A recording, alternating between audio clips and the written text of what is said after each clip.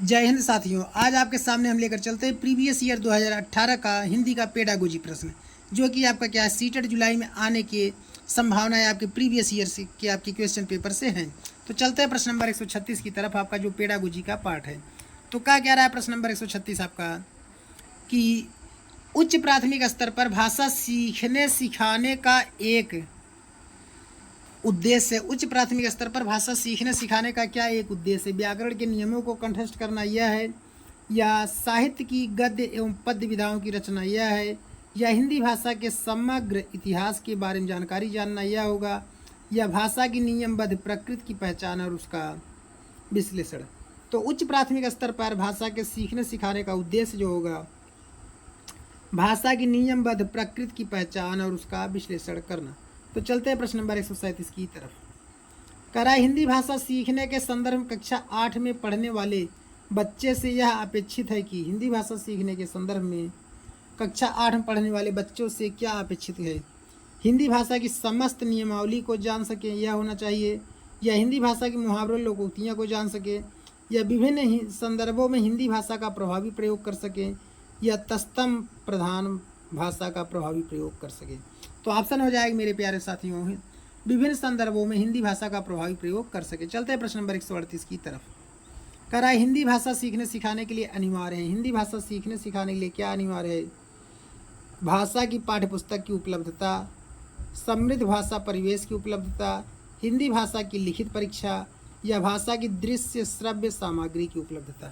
तो ऑप्शन इसका हो जाएगा 138 में प्यारे साथियों, समृद्ध भाषा परिवेश की उपलब्धता। चलते हैं प्रश्न नंबर 139 की तरफ। तो 139 क्या कह रहा है मेरे प्यारे साथियों कि उच्च प्राथमिक स्तर पर हिंदी भाषा के आकलन में सबसे महत्वपूर्ण है। उच्च प्राथमिक स्तर पर हिंदी भाषा का आकलन में सबसे महत्वपूर्ण क्या है? हिंदी भाषा के व्याकरण की जानकारी, हिंदी भाषा की बारीकियों की समझ व प्रयोग, हिंदी भाषा के साहित्यकारों की जानकारी, हिंदी भाषा की मानक वर्तनी की जानकारी।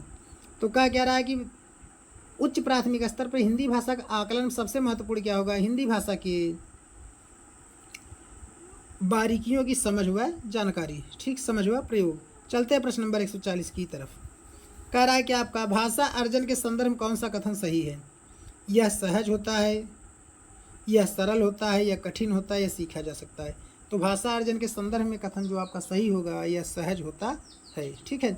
चलते हैं प्रश्न नंबर 141 की तरफ।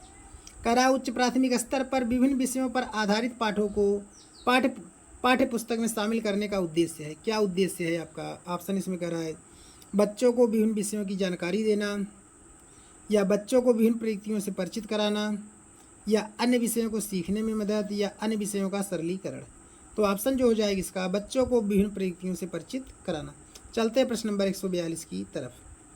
142 क्या कह रहा है साथियों आपका यहाँ पे कि आकलन का प्रयोग किसके लिए होना चाहिए? आकलन का प्रयोग किसके लिए होना चाहिए? तो ऑप्शन आपका कह रहा है सीखने में मदद के लिए, कितना सीखा को आंकने में, या परस्पर तुलना करने में, भाषा की जानकारी में। तो आकलन का प्रयोग सीखने में मदद के लिए होना चाहिए। चलते हैं प्रश्न नंबर 143 की तरफ। दृश्य श्रव्य सामग्री का प्रयोग तब उपयोगी होता है जब बच्चे क्या हों, उसे बहुत सरलता से समझ सकें, उस पर बौद्धिक प्रतिक्रिया दे सकें, उसकी भाषा का अनुकरण कर सकें, उसके बनने की प्रतिक्रिया को बता सकें। तो दृश्य श्रव्य सामग्री का प्रयोग तब उपयोगी होता है जब बच्चे क्या करें, उस पर अपनी बौद्धिक प्रतिक्रिया दे सकें। चलते प्रश्न नंबर 144 की तरफ। 144 क्या कर रहा है साथियों? उच्च प्राथमिक स्तर पर विभिन्न उद्देश्यों के लिए किए जाने वाले लेखन कार्यों में सबसे महत्वपूर्ण है। क्या है सबसे महत्वपूर्ण? जल संरक्षण का विज्ञापन बनाना, आपदा प्रबंधन का स्लोगन लिखना, अधूरी कहानी का अंत लिखना, डायरी लिखना। तो उच्च प्राथमिक स्तर पर विभिन्न उद्देश्यों के लिए किए जाने वाले लेखन कार्य में सबसे महत्वपूर्ण होगा डायरी लिखना।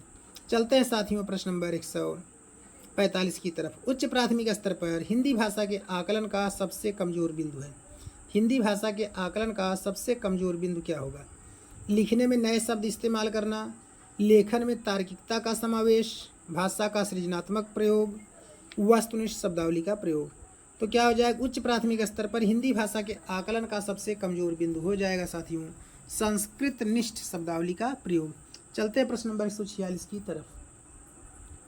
भाषा और लिपि के बीच क्या होना चाहिए? एक निश्चित संबंध होता है, कोई निश्चित संबंध नहीं होता है, एक तार्किक संबंध होता है, कोई संबंध नहीं होता है। तो भाषा और लीप के बीच में क्या हो जाएगा, कोई निश्चित संबंध नहीं होता है। चलते हैं प्रश्न नंबर 147 की तरफ। उच्च प्राथमिक स्तर पर हिंदी भाषा का आकलन करते समय आप सर्वाधिक बल किस पर देंगे? लिखित परीक्षा पर, मौखिक परीक्षा पर, पोर्टफोलियो पर, जांच सूची पर। तो सर्वाधिक जो हम बल देंगे वो हो जाएगा आपका पोर्टफोलियो हो जाएगा साथियों। चलते हैं प्रश्न नंबर 148 की तरफ। बहुभाषिकता कक्षा में बच्चों की भाषाएं, बहुभाषिकता कक्षा में बच्चों की भाषाएं क्या हैं? बहुत गंभीर समस्या है जिसका कोई समाधान नहीं है, संसाधन के रूप में इस्तेमाल की जाती हैं। एक जटिल समस्या है जो अन्य समस्याएं पैदा करती हैं। हिंदी भाषा कक्षाओं से बाहर ही रखनी चाहिए। बहुभाषिकता कक्षा में क्या होगा, संसाधन के रूप में इस्तेमाल की जाएगी। चलते हैं प्रश्न नंबर 149 की तरफ। कह रहा है उच्च प्राथमिक स्तर पर व्याकरण पढ़ाने की आगमन पद्धति में, उच्च प्राथमिक स्तर पर व्याकरण पढ़ाने की आगमन पद्धति में क्या होता है, क्या है? जटिल से सरल की ओर, उदाहरण से नियम की ओर, नियम से उदाहरण की ओर, या व्याकरण की पाठ्य पुस्तक पर केंद्रित रहते हैं। तो उच्च प्राथमिक स्तर पर व्याकरण पढ़ाने की जो आगमन पद्धति होगा, उदाहरण से नियम की ओर। चलते हैं आज के प्रश्न नंबर 150 की तरफ। अंतर्निहित भाषा क्षमता का संबंध किसके साथ है? चामस्की के साथ, पियाजे के साथ, स्किनर के साथ, वाइगोत्स्की के साथ। तो अंतर्निहित भाषा क्षमता का संबंध चाम्स्की के साथ है। किसके साथ है? चाम्स्की के साथ है। तो साथियों, अगर आपको हमारा वीडियो अच्छा लगे तो हमारे चैनल को सब्सक्राइब, वीडियो को लाइक, शेयर, कमेंट जरूर करें। ओके, जय हिंद।